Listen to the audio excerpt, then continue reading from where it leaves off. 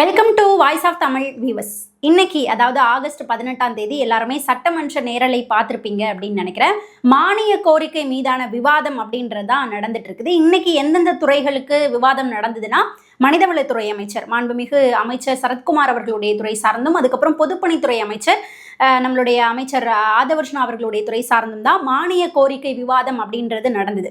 இந்த மானிய கோரிக்கை விவாதம் எப்படி நடக்கும், ஆகஸ்ட் 17ஆம் தேதியிலிருந்து செப்டம்பர் 8ஆம் தேதி வரைக்கும் சட்டமன்றத்தில் என்னென்னலாம் நடக்கும் அப்படின்றத பற்றியே நம்ம தனியாக ஒரு வீடியோ டீட்டெயிலாக இதுக்கு முன்னாடி நம்ம பேசியிருந்தோம். அதை பார்க்காதவங்க அதை போய் பாருங்க, எப்படி நடக்கும் அப்படின்றது டீட்டெயிலாக உங்களால தெரிஞ்சுக்க முடியும். அதாவது ஆப்போசிட்ல இருக்கக்கூடிய திமுகவை சார்ந்தவர்களா இருக்கட்டும், மற்ற கட்சியை சார்ந்தவர்களா இருக்கட்டும், ஆளும் கட்சியை சார்ந்த சட்டமன்ற உறுப்பினர்களாக கூட இருக்கட்டும், எல்லா கட்சியில இருந்தும் ஒரு சில சட்டமன்ற உறுப்பினர்கள் எழுந்து அந்த மானிய கோரிக்கை பற்றிய விவாதங்களை பேசுவாங்க அப்படின்னு சொல்லியிருந்தோம். அந்த சமயத்துல அந்தந்த சட்டமன்ற உறுப்பினர்கள் அவங்கவுங்களுடைய தொகுதி சார்ந்த சில பிரச்சனைகள் இதெல்லாம் எங்களுக்கு செஞ்சு கொடுங்க அப்படின்னு சொல்லி அந்த துறை சார்ந்த அமைச்சர்கள் கிட்ட பேசுவாங்கன்னு சொல்லியிருந்தோம். அதே போலயே பேசியிருந்தாங்க. இதை தாண்டி இன்னொன்றுமே நாம் சொல்லியிருந்தோம். திமுகவாக இருக்கட்டும், அதிமுகவாக இருக்கட்டும், அவங்களுடைய கடந்த கால ஆட்சியில் நாங்கள் இதெல்லாம் பண்ணோம் அப்படின்னு சொல்லிட்டு ஒரு பட்டியலிட்டு பெருசாக பேசுவாங்க அப்படின்னு நம்ம ஏற்கனவே சொல்லியிருந்தோம் இல்லையா? அதே போல தான் சட்டமன்றத்தில் 2 நாட்களாக நடந்துட்டு இருக்குது. திரும்ப திரும்ப நம்மளுடைய சட்டமன்ற பேரவைத் தலைவர் திரும்ப அவங்களுக்கு அறிவுறுத்தல் கொடுத்துக்கிட்டே இருந்தாங்க. ஓகே, பழைய கதைகளை நீங்கள் பேசினாலும் அதை சுருக்கமாக பேசி முடிச்சுட்டு இப்போ அந்த பொதுப்பணித்துறையில் என்ன நடக்கணும், உங்களுடைய கோரிக்கை என்ன அப்படின்னு இப்போ இருக்கக்கூடிய சப்ஜெக்டுக்குள்ளே பேசுங்க அப்படின்னு அடிக்கடி அந்த அறிவுறுத்தல் அப்படின்றத திமுகவை சார்ந்தவர்களுக்கும் அதிமுகவை சார்ந்தவர்களுக்கும் மற்ற ஒரு சில சட்டமன்ற உறுப்பினர்களுக்கும் கொடுத்துக்கிட்டே இருந்தாங்க. இருந்தாலும் அவங்க எவ்வளவு நீளமா பேசினாங்க அப்படின்றத நாம எல்லாருமே பார்த்துட்டு இருந்தோம் இல்லையா? அந்த சட்டமன்ற நிகழ்வுகள்ல ஒரு சில விஷயங்கள் முக்கியமா நடந்தது. அதை நான் உங்க கூட ஷேர் பண்ணிக்கணும் அப்படின்னு நினைக்கிறேன். அதை நான் வீடியோக்குள்ள சொல்றேன். இந்த சட்டமன்ற நிகழ்வை தாண்டி இன்னும் ஒரு சில முக்கியமான செய்திகளும் நடந்திருக்குது. திருமாவளவன் அவர்களுடைய 64வது பிறந்த நாளை தொடர்ந்து அவங்களுடைய தமிழ் தேசிய எழுச்சி மாநாடு அப்படின்றத நடத்தியிருந்தாங்க. அந்த மாநாடுல திருமாவளவன் அவர்கள் தாவேக்கா சார்ந்து முக்கியமான சில விஷயங்களை பேசியிருந்தாரு.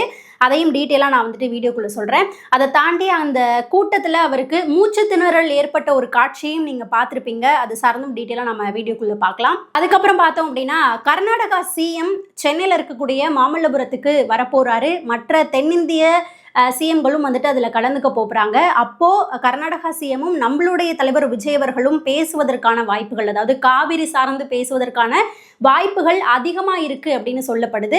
ஸோ அது என்ன அப்படின்றதையும் நான் டீட்டெயிலாக வீடியோக்குள்ளே சொல்கிறேன். அதுக்கப்புறம் பார்த்தோம்னா, ஒரு 7லேருந்து 10 வருஷம் வரைக்கும் செவிலியர்கள் ஒரு போராட்டத்தை நடத்திட்டு இருக்கிறாங்க. அவங்களுடைய போராட்டத்துக்கு இப்போ நம்மளுடைய தாவேக அரசாங்கம் ஒரு தீர்வு கொடுத்திருக்கிறாங்க. இன்னும் இது தாண்டி ஒரு சில முக்கியமான செய்திகள் இருக்கு. கர்நாடகா சிஎம் இப்போ ஒரு பேட்டி கொடுத்திருக்கிறாரு. அது சார்ந்தும் டீட்டெயிலா நம்ம வீடியோக்குள்ள பார்க்கலாம். அண்ட் தென் அதுக்கு முன்னாடி நம்மளோட சேனலுக்கு நீங்க இப்பதான் ஃபர்ஸ்ட் டைம் வந்திருக்கீங்க அப்படின்னா மறக்காம நம்மளோட சேனலை சப்ஸ்கிரைப் பண்ணி வச்சுக்கோங்க.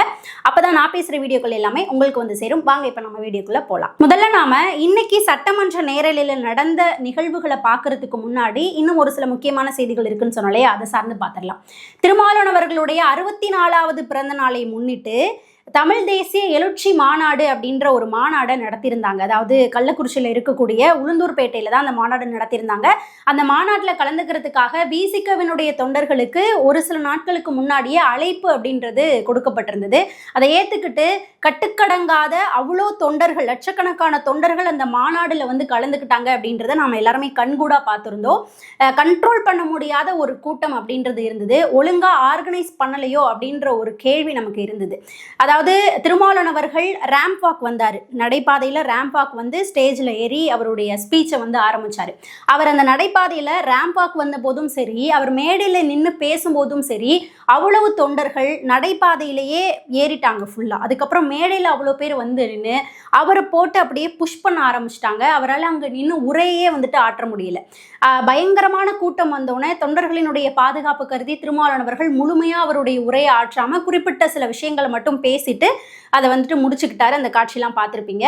என்ன பேசினார், தாவேக்கா சார்ந்து ஒரு விஷயம் சொல்லியிருந்தாரு. அதை நான் சொல்றேன். அதுக்கு முன்னாடி எந்த அளவுக்கு இது இருந்தது அப்படின்னு பார்த்தா, அந்த கூட்டத்துல அப்படியே திருமாவளவன் அவர்களை போட்டு நசுக்கி எடுத்துட்டாங்க, புஷ் பண்ணிட்டாங்க. அதுல அவருக்கு மூச்சு திணறலே ஏற்பட்டு அதுக்கப்புறம் அவருடைய பாதுகாவலர்கள் கொஞ்சம் க்ரௌடை கிளியர் பண்ணிவிட்டு அவருக்கு லைட்டா ஃப்ரீ பண்ணி விட்டாங்க. அதுக்கப்புறம் அவருக்கு தண்ணீர்லாம் கொடுத்து அந்த மாதிரி அவர் கூல் பண்ணியிருந்தாங்க. அந்த காட்சிகள் எல்லாத்தையுமே நீங்க பார்த்துருப்பீங்க அப்படின்னு நினைக்கிறேன். அதாவது என்னன்னா, இது இந்த முறை மட்டுமே கிடையாது. ஒரு முறை, அதாவது பல முறை பார்த்தோம் அப்படின்னா விசிக்கு மாநாடோ கூட்டமோ நடத்துறாங்க அப்படின்னா அங்க வரக்கூடிய தொண்டர்கள் கண்ட்ரோல் இல்லாம திருமாவளவர்களுடைய மேடை மேலே ஏறுறது, அவர் பிரச்சாரம் மேற்கொள்ளும் போது அவருடைய வாகனத்தின் மேலே ஏறி அவர் மேலேயே வந்துட்டு விழ போறது அப்படின்ற காட்சிகளை நாம ஒரு முறையுமே பார்த்துட்டு இருக்கோம். இந்த வீடியோ வாயிலா விசிகவினுடைய தொண்டர்களுக்கு சொல்லப்படக்கூடிய விஷயம் என்ன அப்படின்னா, ஒரு தலைவரை எப்படி அணுகணும் அப்படின்றத நீங்க வந்துட்டு தெரிஞ்சு வச்சுக்கோங்க. ஏன்னா தலைவரை போயிட்டு இந்த மாதிரி பண்ணும்போது அது நல்லா இல்லை அப்படின்ற ஒரு விஷயம். ஸோ இனிமே தொண்டர்கள் பார்த்து நடந்துக்கோங்க அப்படின்ற ஒரு கருத்து தான் இந்த ஒரு வீடியோ மூலமாக நான் சொல்கிறதுக்கு நினைக்கிறேன். அந்த காட்சிகளை மக்களே நீங்களும் பார்த்துருப்பீங்க. நீங்கள் என்ன சொல்லணும்னு நினைக்கிறீங்க அப்படின்றதையும் மறக்காமல் நம்முடைய கமெண்ட் செக்ஷனில் பதிவு பண்ணுங்கள். அந்த கூட்டத்திற்கு நடுவே திருமாவளவன் அவர்கள் பேசும்போது தாவேகா சார்ந்து என்ன சொல்லியிருந்தாருன்னா, நம்ம ஏற்கனவே சொல்லியிருந்தோம், விசிக தாவேகாவுக்கு வெளியிலிருந்து தான் நாங்கள் ஆதரவு கொடுக்குறோம் அப்படின்னு சொல்லிட்டு இருந்தாங்க. அதுக்கப்புறம் பல கட்ட பேச்சுவார்த்தைகளுக்கு பிறகு அமைச்சரவையில் இடம்பெற்றாங்க. ஓகேவா? அமைச்சரவையில் இடம்பெற்ற பிறகுமே திருமாவளவன் அவர்கள் ஒரு சில திருமண நிகழ்ச்சிகளில் கலந்துக்கும் போது நாங்கள் இப்போ வரைக்குமே வெளியில இருந்து தான் ஆதரவு கொடுத்துட்டு இருக்கோம், நாங்கள் நினைச்சா இப்போ கூட அமைச்சர் பதவியை வேண்டான்னு சொல்லிட்டு வெளியில வந்துருவோம் அப்படின்ற மாதிரிலாம் பேசிட்டு இருந்தாரு. அப்போ அந்த சமயத்துல தாவேகாக்குள்ள ஒரு சலசலப்பு நடந்தது. பாமக உள்ள வர போறாங்க, விசிக வந்துட்டு வெளில எடுக்க போறாங்க அப்படின்ற மாதிரியான ஒரு சில தகவல்கள் போயிட்டு இருந்ததை நாம பார்த்தோம். அதுக்கப்புறம் திருமாவளவன் அவர்கள் இந்த மாதிரியான பேச்சுகளை போகக்கூடிய இடங்கள்ல பேசாம குறைத்து கொண்டதையும் நாம் வந்துட்டு கவனிச்சிட்டு இருந்தோம். ஓகேவா? ஸோ அவர் அமைச்சரவையோட விசிக இடம்பெற்றுச்சு அப்படின்னாலே தாவேகாவோட கூட்டணி தான் இருக்கிறாங்க, இப்போ வெளியில இருந்து ஆதரவு கிடையாது அப்படின்றத நம்ம ஒரு முறையுமே வந்துட்டு குறிப்பிட்டு சொல்லிட்டு இருந்தோம். ஆனா திருமாவளவன் அவர்கள் வெளிப்படையா அதை சொல்லாமவே இருந்தாரு. இப்போ இந்த மாநாட்டில் வெளிப்படையா தாவேகாவோட, அதாவது அன்பு சகோதரர் அப்படின்ற வார்த்தையெல்லாம் சொல்லியிருந்தாரு. விஜய் அவர்கள் முதலமைச்சராக இருக்கிறாரு, தாவேகாவோட தான் இப்போ விசிக சேர்ந்து இனிமே பயணிக்க போகுது, அவங்களோட சேர்ந்து விசிகவும் ஒரு ஆளும் கட்சியாக தான் இப்போ இருக்குது, அமைச்சர்கள் இடம்பெற்றிருக்கு, இனிமே அவங்க கூட தான் சேர்ந்து பயணிக்க போறோம் அப்படின்ற வார்த்தையை அந்த இடத்துல சொல்லியிருந்தாரு. ஸோ இதன் மூலமா வெட்ட வெளிச்சமாவே திருமாவளவன் அவர்கள் சொல்லிட்டாரு அப்படின்றத நம்மளால பார்க்க முடியுது. இதை கேட்டோன்னே சன் நியூஸால வந்துட்டு பொறுத்துக்க முடியல, வேற மாதிரி எதையாவது கொண்டு போகணும் அப்படின்னு சொல்லி அவங்களும் டைட்டில் கார்டெலாம் போட்டு வரிசையா போஸ்டர்ஸ் எல்லாம் வந்துட்டு இறக்கிட்டே இருக்கிறாங்க. நீங்க எல்லாம் பார்த்துருப்பீங்க அப்படின்னு நினைக்கிறேன். இதுல என்னன்னா, ஒரு சைடு ஓகேப்பா வெளிப்படையா சொல்லிட்டாரு அப்படின்ற மாதிரி தோணுது. இருந்தாலுமே திருமாவளவன் அவர்கள் மேல முழுமையா அவர் சொன்னதை வந்துட்டு நம்மளால ஒப்புக்கொள்ள முடியல. ஏன்னா ஒரு நாள் இவர் இப்படி பேசுவாரு, மறுநாள் அப்படியே சேஞ்ச் பண்ணி பேசுவாரு அப்படின்றது நம்ம எல்லாருக்குமே தெரியும். இருந்தாலுமே பல லட்சக்கணக்கான தொண்டர்களுக்கு மத்தியில் இந்த வார்த்தையை சொல்லியிருக்கும் போது ஓகே, இந்த ஸ்டாண்டை இவங்க எடுத்துட்டாங்க போல அப்படின்ற மாதிரி தோன்று வரக்கூடிய காலங்கள் என்ன நடக்குது அப்படின்றத நாம பார்க்கலாம். அதுக்கப்புறம் பார்த்தோம்னா திருமாவளவன் அவர்கள் இதே மாநாட்டில் பல தீர்மானங்கள் அப்படின்றத நிறைவேற்றி இருந்தாங்க. அதுக்கப்புறம் இன்னைக்கு ஆகஸ்ட் 17 இந்த மாநாடு நடந்தது. ஆகஸ்ட் 18 காலையிலேயே தலைமைச் செயலகம் சென்று நம்மளுடைய தலைவர் விஜய் அவர்களை நேரில் சந்திச்சு அவங்க மாநாட்டில் இயற்றிய அனைத்து தீர்மானங்களையும் வழங்கியிருக்கிறாங்க. அது குறித்து ஆலோசித்தும் இருக்கிறாங்க, பேசியும் இருக்கிறாங்க. அப்புறம் ஒரு சில கோரிக்கைகள் இருந்திருக்கு, அதையும் வந்துட்டு அவர்கிட்ட சொல்லிட்டு வந்திருக்கிறாங்க. ஓகேவா? அதுக்கப்புறம் வெளியில வந்த திருமாவளவன் அவர்கள் ஒரு பிரஸ் மீட் கொடுத்தாரு. பிரஸ் மீட் கொடுக்கும்போது அவர் என்ன பேசினார்னா, தமிழர்கள் எல்லாரும் ஒரு அணியில் இருக்கிறோம் அப்படின்ற ஒரு வார்த்தையை இந்த இடத்துல பதிவு பண்ணாரு. மக்களே, நான் உங்ககிட்ட கொண்டு வந்து சேர்க்கிறேன், என்ன அப்படின்றத நீங்களே புரிஞ்சுக்கோங்க. அதுக்கப்புறம் இன்னும் ஒரு சில விஷயங்களை பேசியிருந்தாரு. இந்த 100 நாள்ல ஊழல் அப்படின்றது குறைஞ்சிக்கிட்டே இருக்குது அப்படின்றத அவர் சொல்லியிருக்கிறாரு. ஊழல், லஞ்சம் இது எல்லாமே குறைஞ்சிக்கிட்டே இருக்கு அப்படின்னு திருமாவளவன் அவர்கள் சொல்லியிருக்கிறாரு. அப்போ கடந்த ஆட்சியில ஊழல் இருந்தது அப்படின்றத நீங்க அக்செப்ட் பண்ணிக்கிறீங்க. ஓகே, இந்த மாதிரி தான் அவருடைய செய்தியாளர்கள் சந்திப்பு அப்படின்றது இருந்தது. அதன் பிறகு திமுகவோட நீங்கள் பயணித்தது எப்படி இருந்தது, தாவேகாவோட பயணிக்கிறது எப்படி இருக்குது, உங்களால் இங்கே ஃப்ரீயாக முடிவுகள்லாம் எடுக்க முடியுதா அப்படின்லாம் குதர்க்கமாக செய்தியாளர்கள் அவர்கிட்ட போய் கேள்வி கேட்குறாங்க. ஆனால் எதுக்குமே பிடி கொடுக்காம திருமாவளவர்கள் அது ரெண்டெல்லாம் வந்துட்டு அப்படிலாம் ஒப்பிட்டு பேசாதீங்க, விடுங்க அப்படின்ற மாதிரி அந்த கேள்வி அப்படியே திருமாவளவன் அவர்கள் கடந்து போயிட்டாரு. அதுக்கப்புறம் பார்த்தோம் அப்படின்னா இந்த இடத்துல நான் இன்னொரு விஷயத்த சொல்லணும்னு நினைக்கிறேன். அன்புமணி ராமதாஸ் அவர்கள் இருக்கிறாங்க இல்லையா, அவங்க கிட்டையும் செய்தியாளர்கள் இந்த ஒரு கேள்வியை கேட்குறாங்க. 100 நாள்ல தாவேகா அரசினுடைய ஆட்சி எப்படி இருந்தது அப்படின்ற ஒரு கேள்வி கேட்குறாங்க. அப்போ அன்புமணி ராமதாஸ் அவர்கள் இந்த ஒரு பதில சொல்லியிருந்தாரு. எனக்கு ரொம்ப வந்துட்டு பிடிச்சிருந்தது அவருடைய கருத்து, சரியான கருத்தும் அதுதான் கூட. என்னன்னா 100 நாள்ல இவ்வளவு நாட்கள் நடந்த விஷயங்களை அப்படியே மாற்றி அமைச்சிட முடியாது. தாவேகா ஒரு விஷயத்தையும் மாற்றி அமைக்கணும் அப்படின்றதுக்காக முயற்சி எடுத்துக்கிட்டே இருக்கிறாங்க. அதாவது என்னன்னா, இதுக்கு முன்னாடி கடந்த ஆட்சியில அவ்வளவு கொள்ளைகள், அவ்வளோ ஊழல்கள், அவ்வளோ முறைகேடுகள் அப்படின்றது நடந்துட்டு இருந்தது. அந்த ஊழல்கள் கொள்ளைகள் எல்லாத்தையும் வெறும் 100 நாள்ல டக்குன்னு தடுத்து நிறுத்திட முடியாது, அதுக்குன்னு ஒரு டைம் வேணும் அப்படின்ற ஒரு கருத்தை சொல்லியிருந்தாரு. இது 100% உண்மையான ஒரு கருத்து. மக்களே நல்லா நோட் பண்ணி பாருங்க. கடந்த திமுக ஆட்சியிலலாம் பார்த்தோம்னா எவ்வளோ விஷயங்கள், எவ்வளோ மக்களினுடைய பணம் எடுக்கப்படுது. செய்ய வேண்டியதை செஞ்சிருக்கிறாங்க, அதை முழுமையா செஞ்சிருக்கிறாங்களா, தரமா செஞ்சிருக்கிறாங்களா அப்படின்னு பார்த்தா அது கிடையவே கிடையாது. எவ்வளோ கொள்ளைகள், எவ்வளோ முறைகேடுகள், எவ்வளோ விஷயங்கள் நடந்திருக்கு அப்படின்றது தாவேக ஆட்சிக்கு வந்ததுக்கு அப்புறம் நம்ம ஒன்று ஒன்றா பார்த்துட்டு இருக்கோம். ஒரு துறையிலையும் எவ்வளோ பார்ட்டி ஃபண்ட் வாங்கியிருக்கிறாங்க அப்படின்றத நம்ம ஒன்று ஒன்றாவே பார்த்துட்டு இருக்கிறோம். ஸோ அது எல்லாத்தையும் டக்குன்னு 100 நாளில் சரி செஞ்சிட முடியுமா அப்படின்னு கேட்டால் கிடையாது. இப்போ எல்லா அரசு அலுவலகங்களிலும் முன்னாடி கண்டிப்பாக லஞ்சம் அப்படின்றது வாங்கப்பட்டது. இப்போ பகுதி அளவாவது குறைஞ்சு போயிட்டு இருக்கு அப்படின்னா அது தாவேக அரசு தான். முழுமையா எல்லா இடத்துலையும் 100 நாளில் மாத்திட்டாங்க அப்படின்னு கேட்டா கிடையாது. ஆனா அந்த மாத்திரத்துக்கான முயற்சி, அப்புறம் அரசு அதிகாரிகள் லஞ்சம் வாங்குவதற்கு பயப்படுறாங்களே, அந்த பயம் வந்திருக்கு இல்லையா, அதுவே தாவேக ஆட்சியினுடைய பெரிய மாற்றம். தாவேக ஆட்சிக்கு வந்ததுனாலதான் மக்கள் மத்தியில கேள்வி கேட்கறதுக்கான அந்த தைரியம் அதிகமாகவே வந்திருக்கு அப்படின்னு நான் சொல்லுவேன். இதில் இன்னொன்று நீங்கள் பார்த்தீங்க அப்படின்னா, நேற்றுக்கு சட்டமன்றத்தில் நடக்கும்போது இந்த போதை கலாச்சாரம் சார்ந்த ஒரு விஷயம் வந்து, அப்போ தாவேகா சைட்ல இருந்து ஆதவர்ஷன் அவர்கள் எடுத்து வச்சது என்ன அப்படின்னா, இது சார்ந்து மற்ற கட்சிகள், அதிமுக சொன்னாங்க, மற்ற கட்சிகள் சொன்னாங்க, ஓகே அதெல்லாம் நாங்கள் வந்துட்டு ஏற்றுக்கிறோம். ஆனால் திமுக இதை சொல்கிறாங்க பார்த்தீங்களா, அதை தான் எங்களால் ஏற்றுக்க முடியாது அப்படின்ற ஒரு வார்த்தையை சொன்னார். அது 100% உண்மை. ஏன்னா திமுக இந்த கடந்த 5 வருடங்களில் 2021லேருந்து 2026, அதாவது நம்மளுடைய தாவேக அரசாங்கம் ஆட்சி பொறுப்பு ஏற்றுக்கிறதுக்கு முன்னாடி வரைக்கும் தான், அந்த 5 வருடங்களில் தான் தமிழகத்தில் போதை கலாச்சாரம் அவ்வளவு ஊடுருவி இருக்கு அப்படின்றத யாருமே வந்து மறுக்க முடியாது. 2021க்கு முன்னாடி வரைக்கும் இந்த அளவுக்கு கிடையாது. அதுதான் யாதவர்ஷன் அவர்கள் சரியான ஒரு ஆதாரம் கொடுத்து, எக்ஸ்பிளனேஷன் கொடுத்து சட்டமன்றத்திலேயே திமுக முன்னாடியே பேசியிருந்தாரு. அப்போதான் இந்த ஜாஃபர் சாதிக் அப்படின்ற பெயர் எல்லாமே வந்துட்டு உள்ள மாட்டுச்சு. இந்த ஜாபர் சாதிக் அப்படின்றவர் டெல்லியில கைது செய்யப்பட்டாரு. எந்த வழக்குல கைது செய்யப்பட்டாரு? போதை கடத்தல் மன்னன் அப்படின்ற ஒரு பேர்ல இவர் வந்துட்டு கைது செய்யப்பட்டாரு. இவர் யாரா தெரியுமா? திமுகல இருந்தாரு. திமுகல முன்னாள் முதல்வர் மு.க. ஸ்டாலின் அவர்கள்ல இருந்து இப்போ எதிர்க்கட்சி தலைவராக இருக்கக்கூடிய உதயநிதி ஸ்டாலின் அவர்கள், அதுக்கப்புறம் அங்க இருக்கக்கூடிய பல முக்கியமான தலைவர்கள் அப்படின்னு சொல்லி பல பேர் கூட அவர் வந்துட்டு நெருக்கமா இருந்திருக்கிறாரு. அவர் நிதி அவர் வந்துட்டு ஒரு ஃபண்டு கொடுத்த மாதிரி எல்லாம் புகைப்படங்கள் வெளியாயிருக்கு. அவங்களோட எப்ப போனாலுமே அவங்களோட கூட நின்று அவரால் பேச முடியும். அவங்க கூட வந்துட்டு முக்கியமான தலைவர்கள், முன்னாள் முதலமைச்சர் அவர்களோட கூட எப்போ போனாலும் டக்குன்னு வந்துட்டு மீட் பண்ண முடியும். ஸோ அந்த அளவுக்கு ஒரு நெருக்கம் அவங்களுக்குள்ள வந்துட்டு இருந்தது அப்படின்றது வந்து உண்மையான விஷயம். அதுக்கு அவ்வளோ புகைப்படங்கள் அப்படின்றது வெளியாயிருக்கு. அதுக்கப்புறம் திமுக வந்துட்டு அதுக்கு வேற விதமான விளக்கம்லாம் வந்துட்டு கொடுத்துருந்தாங்க அப்படின்னு வச்சுக்கோங்களேன். அந்த விளக்கம் நம்மளால வந்துட்டு ஏற்றுக்க முடியாது. இதுல நல்லா நீங்க ஒன்று பார்த்துக்கோங்க. திமுக கடந்த ஆட்சியில இந்த போதை கலாச்சாரம் அப்படின்றது வந்ததே திமுகவினுடைய கடந்த ஆட்சியில தான் ஊற்றுக்கண்ணா இருந்தது அப்படின்றதுக்கு முக்கியமான விஷயம். திமுகல அவ்வளோ எளிதில் ஒரு பதவி வாங்கிடவே முடியாது அப்படின்னு சொல்லுவாங்க. ஆனால் இந்த போதை கடத்தல் மன்னன் அப்படின்னு சொல்லி அந்த வழக்கில் அவர் கைது செய்யப்பட்ட அந்த ஜாஃபர் சாதிக் அப்படின்றவருக்கு திமுகல அயலக அணி தலைவர் அப்படின்ற ஒரு பதவி கொடுக்கப்பட்டது. இவருக்கு நீங்க பதவி ஏன் கொடுத்தீங்க? எதனால கொடுத்துருக்கணும்? அப்போ உள்ளுக்குள்ள என்ன நடந்தது அப்படின்றது மக்களே உங்களுக்கே புரியும் அப்படின்னு நான் நினைக்கிறேன். இதை தான் ஆதவர்ஷன் அவர்கள் சட்டமன்றத்தில் ஆதாரத்தோட எடுத்து வச்சு பேசினாரு. அது மட்டும் இல்லாம திமுகல நிர்மல்குமார் அவர்கள் இன்னொரு செய்தியும் சொல்லியிருந்தாரு. எந்தெந்த தலைவர்கள் எல்லாம் உங்களோட தொடர்புல இருந்தீங்க அப்படின்றது தெரியும், அவை நாகரிகம் கருதி அந்த பெயர்களை நான் சொல்ல விரும்பல அப்படின்னு சொன்னாரு. ஓகேவா? ஸோ அதுக்கப்புறம் இன்னும் அடுக்கடுக்கான கேள்விகள் அப்படின்றது அந்த இடத்துல எடுத்து வைக்கப்படுது. அப்போ பதில் சொல்ல முடியாம டிஎம்கே அவங்களுடைய ஆயுதத்தை கையில எடுத்தாங்க. வெளிநடப்பு. ஓகேவா? அவங்க வச்ச கேள்வி, அமுதன் அவர்களுடைய கேஸ், அதுக்கப்புறம் வந்து தனுஷ் அவர்களுடைய கேஸ், அவங்க எல்லாருமே வந்து கொலை செய்யப்பட்டாங்க. அந்த விஷயங்கள் எல்லாத்தையுமே எடுத்து வைக்கும்போது தாவேகா சார்பில் கிளியரான பதில் அப்படின்றது கொடுக்கப்பட்டது. என்னன்னா, ஓகே அவங்களுடைய பேரண்ட்ஸ் சைடு ஒரு விஷயம் எடுத்து வைக்கிறாங்க, இதுதான் நடந்தது அப்படின்னு சொல்லி. ஸ்கூல் சைடு வந்துட்டு ஒரு விஷயம் எடுத்து வைக்கிறாங்க. நாங்கள் எப்போவுமே வந்துட்டு பேரண்ட்ஸ் சைடு தான் நாங்கள் நிற்போம். முறையான விசாரணைகள் அப்படின்றது இதில் நடந்துட்டு இருக்குது.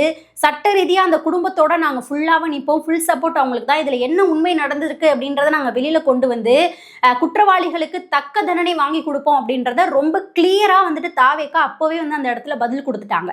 அப்படியும் இந்த திமுக அரசு பதில் கொடுக்கலன்னு இவங்க எடுத்து வச்ச கேள்வி எதுக்குமே பதில் சொல்ல முடியாமல் வெளிநடப்பு செஞ்சு வெளில போய் நின்றுக்கிட்டு பிரஸ் மீட் கொடுத்துட்டு இருக்காரு. உதயநிதி அவர்களுக்கு அதுதான் தெரியும்னு நமக்கு தெரியும் இல்லையா? ஸோ நீங்கள் 5 வருடங்களில் என்ன பண்ணீங்க? போதை கலாச்சாரம் எந்த அளவுக்கு வந்தது? ஒரு சின்ன சின்ன சிறுவர்கள் கையிலையும் போதை பழக்கம் அவங்க அடிமையாகிற அளவுக்கு வந்திருக்கு அப்படின்னா அதுக்கு கடந்த 5 வருட ஆட்சி தான் சாட்சி அப்படின்றது மக்கள் எல்லாருக்குமே தெரியும். 5 வருடம் உங்களை பார்த்துட்டு தான் வந்திருக்கிறாங்க. இப்போ சட்டமன்றத்தில் நீங்கள் வந்து நின்றுக்கிட்டு தாவேக்காவை போதை கலாச்சாரம் இந்த அளவுக்கு வந்திருக்கு, இப்படி வந்திருக்கு, அப்படி வந்திருக்குன்னு கேட்குறீங்கன்னா 5 வருஷத்தில் நீங்கள் செஞ்சு வச்ச வேலை தான் அது. அதனால தான் இப்போ வரைக்குமே இவ்வளோ விஷயங்கள் நடந்துட்டு இருக்குது. அதுக்கு தான் இப்போ தாவேக்கா அரசு அதை முற்றிலுமாக சரி செய்யணும் அப்படின்றதுக்காக தான் 250 கோடி அதுக்குன்னு இன்வெஸ்ட் பண்ணி அதுக்காக ஒரு படை ரெடி பண்ணி அவ்வளோ விஷயங்கள் அங்கே பண்ணிட்டு இருக்கிறாங்க. கடந்த ஆட்சியில் நீங்க எவ்வளவு இன்வெஸ்ட் பண்ணீங்க அப்படின்னு கேட்டதுக்கு, அதுக்கு ஒதுக்குனீங்க, நிதி ஒதுக்குனீங்க அப்படின்னு கேட்டதுக்கு உங்ககிட்ட பதில் இருந்ததா? கிடையவே கிடையாது. உடனே வெளிநடப்பு செஞ்சு வெளில ஓடி போயிட்டீங்க. ஸோ நீங்க இங்க கேள்வி கேட்கறதுனால நீங்க ஒண்ணுமே பண்ணல, நீங்க நல்லவங்க அப்படின்னு மக்கள் நினைச்சுக்குவாங்க அப்படின்னு மட்டும் தயவு செய்து நினைத்து விடாதீர்கள் திமுக காரர்களே அப்படின்ற ஒரு கருத்தை தான் இந்த இடத்துல நான் பதிவு பண்ணணும். 5 வருடம் உங்களுடைய அனைத்து வேலைகளையும் பார்த்து விட்டு தான் மக்கள் இப்போ உங்களை அந்த இடத்துல உட்கார வச்சிருக்கிறாங்க அப்படின்றத துளி அளவும் மறந்து விடாதீர்கள். நினைவில் வைத்துக் கொள்ளுங்கள். மக்களே, நீங்க என்ன உங்களுக்கு சொல்லணும்னு நினைக்கிறீங்கன்றதையும் மறக்காம உங்களுடைய கமெண்ட் செக்ஷன்ல பதிவு பண்ணுங்க. அடுத்ததா பார்த்தோம் அப்படின்னா, வருகின்ற ஆகஸ்ட் 20ஆம் தேதி இன்னும் 2 நாள் கழிச்சு சென்னையில இருக்கக்கூடிய மாமல்லபுரத்துல தென்மண்டல கவுன்சில் கூட்டம் அப்படின்றது நடைபெற போகுது. இந்த கவுன்சில் கூட்டத்தை தலைமை தாங்கி நடத்த போறது யாரு அப்படின்னு பார்த்தா மத்திய உள்துறை அமைச்சராக இருக்கக்கூடிய அமித்ஷா அவர்கள் தான் 2 நாள் பயணமா சென்னைக்கு வராரு. ஓகேவா?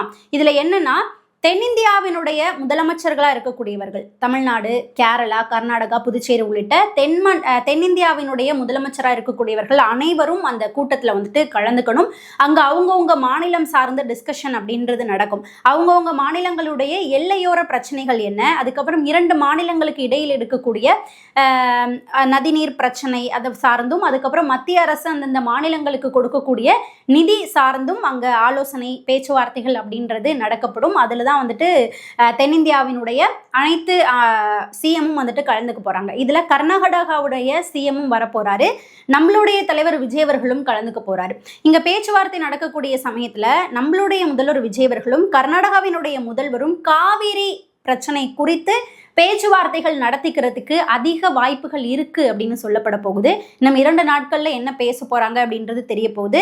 அந்த கவுன்சில் கூட்டம் நடந்து பேச்சுவார்த்தைகள் நடந்து முடிஞ்சதுக்கு அப்புறம் தகவல்கள் வெளியாகும். என்ன நடந்தது அப்படின்றத நான் இன்னொரு வீடியோல உங்ககிட்ட கொண்டு வந்து டீட்டெயிலா சேர்க்கிறேன். மறக்காம வெயிட் பண்ணி பாருங்க. அடுத்ததா பார்த்தோம் அப்படின்னா, நம்மளுடைய சுகாதாரத்துறை அமைச்சராக இருக்கக்கூடிய அருண்ராஜ் அவர்கள் ஒரு முக்கியமான அறிவிப்பை நேத்தைக்கே சட்டமன்றத்தில் கொடுத்திருந்தாரு. எத்தனை பேர் இதை நோட் பண்ணியிருந்தீங்க அப்படின்றது தெரியல. அதாவது என்னன்னா, கிட்டத்தட்ட ஒரு 7, 8, 10 வருஷமாவே செவிலியர்கள் இந்த போராட்டத்தை நடத்திட்டு இருக்கிறாங்க. கடந்த ஒரு 3-4 வருடமாய் அவங்களுடைய போராட்டம் அப்படின்றது தீவிரமா ஆணுச்சு. அதாவது என்னன்னா, எங்களை வந்துட்டு பணி நிரந்தரம் பண்ணுங்க அப்படின்னு சொல்லி கிட்டத்தட்ட 7000 செவிலியர்கள் போராட்டத்தில் அங்கங்கே அந்தந்த மாவட்டங்களில் வந்துட்டு இறங்கியிருந்தாங்க. அவங்களுக்கு ஒரு தீர்வு அப்படின்றது கடந்த ஆட்சியிலெல்லாம் கிடைக்கவே இல்லை.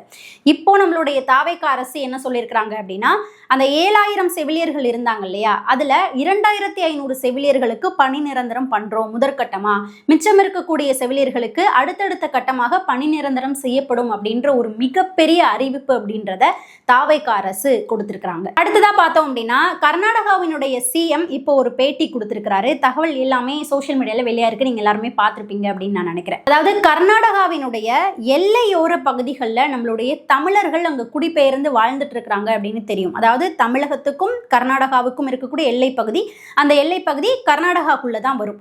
அங்க தலைமுறையா பல தமிழர்கள் குடிபெயர்ந்து அங்கே வாழ்ந்துட்டு இருக்கிறாங்க அப்படின்றது நம்ம எல்லாருக்குமே தெரியும். அதில் வாழ்ந்துட்டு இருக்கக்கூடியவங்கள தான் அவங்களுடைய கால்நடை மாடுகள் அந்த காட்டுக்குள்ள வனத்துக்குள்ள ஓடி போனதுனால 3 பேரை வந்து சுட்டு கொண்டிருக்கிறாங்க கர்நாடகாவினுடைய வனத்துறை அப்படின்றது தெரியும். அதில் ஒருத்தர் 2 பேர் வந்துட்டு தப்பிச்சு போய் இப்போ தீவிர சிகிச்சையில் வந்துட்டு இருக்கிறாங்க அப்படின்றது தெரியும். அதை பற்றி தான் சட்டமன்றத்தில் பேச்சுவார்த்தைகள் அப்படின்றதும் போணுச்சு. நிறைய பேர் வந்து பேசியிருந்தாங்க. நம்மளுடைய முதல்வர் விஜய் அவர்கள் முதல் நாளே கடுமையான கண்டனம் அப்படின்றத கர்நாடக அரசுக்கு வந்துட்டு கொடுத்திருந்தாரு. லெட்டர் மூலமாகவே வந்து கொடுத்திருந்தாரு. அதுக்கப்புறம் இன்னைக்கு சட்டமன்றத்தில் பல பேரும் வந்து பேசியிருந்தாங்க. பல்வேறு கட்சிகளை சார்ந்தவர்களும் வந்துட்டு பேசியிருந்தாங்க. நீங்கள் எல்லாருமே பார்த்துருப்பீங்க அப்படின்னு நினைக்கிறேன். இங்கே சட்டமன்றத்தில் பேசின இந்த ஒரு டிஸ்கஷன், இந்த ஒரு பேச்சு அப்படின்றது அங்கே கர்நாடகா வரைக்கும் ஒழிச்சிருக்குது. கர்நாடகாவினுடைய முதல்வர் இப்போ என்ன ரிப்ளை கொடுத்துருக்கிறாருன்னா, எங்களுடைய மாநிலங்கள் சார்ந்த முடிவுகளில் நீங்கள் வந்துட்டு தமிழ்நாடு வந்துட்டு தலையிடக்கூடாது, அந்த பேசிக்கான ஒரு நாகரிகம் உங்களுக்கு தெரியணும்னு நினைக்கிறேன், எங்களுடைய நாட்டில் நடக்கக்கூடிய விஷயங்களுக்கு எப்படி முடிவெடுக்கணும்னு எங்களுக்கு தெரியும், நீங்கள் வந்துட்டு உங்களுடைய வேலையை பார்த்தா நல்லா இருக்கும் அப்படின்ற மாதிரி தமிழகத்தை வந்து நம்மளுடைய அந்த கர்நாடகா சிஎம் வந்துட்டு சொல்லியிருக்கிறாரு. அதாவது என்னன்னா, அங்கே புலம்பெயர்ந்து எல்லையோரங்களில் வாழ்ந்தாலும் அங்கே வாழ்ந்துட்டு இருக்கக்கூடியவர்கள், கர்நாடகா எல்லையில் வாழ்ந்தாலும் அங்கே வாழ்ந்துட்டு இருக்கக்கூடியவர்கள் தமிழர்கள். ஸோ தமிழர்களினுடைய உயிருக்கு அங்கே பாதுகாப்பு இல்லை, அங்கே சுட்டுக் கொல்லப்பட்டிருக்கிறாங்க அப்படின்னா தமிழ்நாட்டில இருந்து கண்டிப்பாக குரல் அப்படின்றது வரும் தான். ஓகேவா? அதுக்கு தான் நம்மளுடைய முதல்வர் விஜய் அவர்கள் கடுமையான கண்டனங்கள் அப்படின்றத எடுத்து வச்சிருந்தாரு. இப்போ இங்கே சட்டமன்றத்தில் எல்லாரும் விவாதிச்சு வந்தோடனே கர்நாடகாவினுடைய சிஎம் அங்கேருந்து இந்த மாதிரி பேசியிருக்கிறாரு. இப்போ இதுக்கு நம்ம தாவேகா அரசினுடைய ஸ்டாண்ட் என்ன அப்படின்றத சட்டமன்றத்திலேயே ரொம்ப கிளியராக வந்து சொல்லிட்டாங்க. ஏன்னா கர்நாடகா அரசு அவங்களுடைய அரசுக்குள்ள வரது அங்கே தான் வந்துட்டு நடந்திருக்கு. அப்படிங்கும்போது அங்கே என்ன ஸ்டாண்ட் எடுக்கிறாங்க, என்ன பண்ணுறாங்க அப்படின்றத கொஞ்சம் நம்ம அவங்க வெயிட் பண்ணி தான் வந்துட்டு பார்க்கணும். எடுத்தோடனே நம்ம உள்ளே போயிட்டு அந்த மாநிலத்தினுடைய விஷயங்களில் தலையிட முடியாது. ஸோ அதை தான் தாவேகா அரசு ரொம்ப கிளியராக சொல்லியிருந்தாங்க. மாஜிஸ்ட்ரேட் முன்னிலையில் அங்கே விசாரணை அப்படின்றத ஆரம்பிச்சிருக்கிறாங்க. என்ன நடக்க போகுது அப்படின்றதுக்கான காங்கிரஸ் அவங்க வந்துட்டு ஒரு உத்தரவாதம் கொடுத்துருக்காங்க, விசாரணை நடக்கும் அப்படின்றத. ஸோ நம்ம அதை எல்லாத்தையுமே வந்து அனலைஸ் பண்ணிட்டு தான் இருக்கிறோம். வெயிட் பண்ணி அது சரியான விசாரணையாக போகலை, சரியான பாதையில் போகலை அப்படின்னா அப்போ நம்ம சட்ட ரீதியாக என்னென்ன விஷயங்கள்லாம் அந்த குடும்பங்களுக்கு நம்ம பண்ணணுமோ அது எல்லாத்தையுமே நம்ம பண்ணுவோம், நம்ம துணை நிற்போம். ஆனால் இப்போதைக்கு அங்கே நடக்கக்கூடிய விசாரணைகளை நாங்கள் வந்துட்டு அனலைஸ் பண்ணிட்டு இருக்கோம் அப்படின்றத சொல்லியிருந்தாரு. இது வந்து ரொம்ப 100% கரெக்டான விஷயம். ஏன்னா அவங்க மாநிலத்தில் நடக்கும் போது அவங்க விசாரணை எடுத்து ஸ்டார்ட் பண்ணுறாங்க. ஃபர்ஸ்ட் போயிட்டு நம்ம அங்கே பண்ண முடியாது. நமக்கான கண்டனத்தை நம்ம வந்துட்டு ஸ்ட்ராங்காக கொடுத்துட்டோம், இது நடந்திருக்கக்கூடாது, முறையான விசாரணை வேணும் அப்படின்னு சொல்லி ஸ்ட்ராங்காக நம்மளுடைய முதல்வர் விஜய் அவர்கள் கண்டனத்தை கொடுத்துட்டாரு. அப்போ அவங்க விசாரணை நடத்திட்டு இருக்காங்க போது கரெக்டாக போகுதான்னு செக் பண்ணிட்டு போகாத பட்சத்தில் தான் நம்ம உள்ளே போயிட்டு அங்கே முடிவுகள் அப்படின்றத எடுத்து அந்த குடும்பத்தோட சட்ட ரீதியாக நம்ம இருந்து போராட முடியும். ஸோ அந்த ஸ்டாண்டை தான் தாவேகா அரசு எடுத்திருக்கிறாங்க. அது மட்டும் இல்லாமல் கர்நாடகா தரப்புல இருந்து கர்நாடகாவும் அந்த குடும்பங்களுக்கு நிவாரண தொகை கொடுத்துருக்குறாங்க. இங்கே நம்மளுடைய தமிழக முதல்வரும் நிவாரண தொகை, அதாவது ஒரு குடும்பத்துக்கும் 10 லட்சம் ரூபாய் கொடுக்கறதுக்கான வாய்ப்புகள் சார்ந்து ஆலோசனைகள் அப்படின்றது இங்கே நடந்துட்டு இருக்கு அப்படின்றதையும் சட்டமன்றத்திலேயே வனத்துறை அமைச்சரே எடுத்து வச்சிருந்தாரு.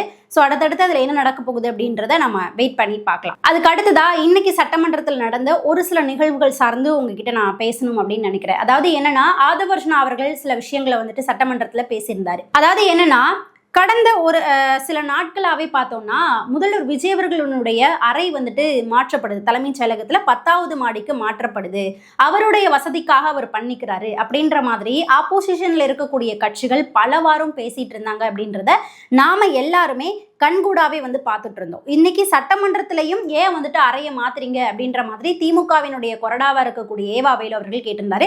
இதுக்கு ஆதவர்ஜுனா அவர்கள் சிறந்த விளக்கம் அப்படின்றத கொடுத்திருந்தாரு. அந்த விளக்கத்துக்கு திமுக சைட்லேருந்து வாயே திறக்கல. ஓகேவா? அது என்ன நடந்ததுன்னா, ஏன் வந்துட்டு இடத்தை மாற்றுறாங்க அப்படின்னா, அந்த தலைமைச் செயலகத்தில் இருக்கக்கூடிய முதல்வரினுடைய அறை அப்படின்றது ஒரு 100 ஸ்கொயர் ஃபீட்டுக்குள்ள தான் இருக்கும். அங்கே முதல்வர் விஜய் அவர்களோட அமர்ந்து கிட்டத்தட்ட 80 அதிகாரிகள் அங்கே வேலை பார்க்குறாங்க. ஸோ அவங்களுக்கு போதுமான இடவசதி அப்படின்றது அங்கே இல்லை. அது மட்டும் இல்லாமல் முதலீடு சார்ந்து வெளிநாட்டு பிரதிநிதிகள் எல்லாருமே வராங்க. ஸோ அப்போ அங்கே சில அப்டேட்ஸ் அப்படின்றது நடக்கணும். ஆனால் அப்போ இருந்த மாதிரியே தான் இப்போ இருக்குது. சரியான டாய்லெட் வசதிகள், அங்கே 80 அதிகாரிகள்லாம் இருக்கிறாங்கன்னா அவங்களுக்கு ஏற்ற மாதிரி டாய்லெட் வசதிகள் அப்படின்றதும் அங்கே இல்லை.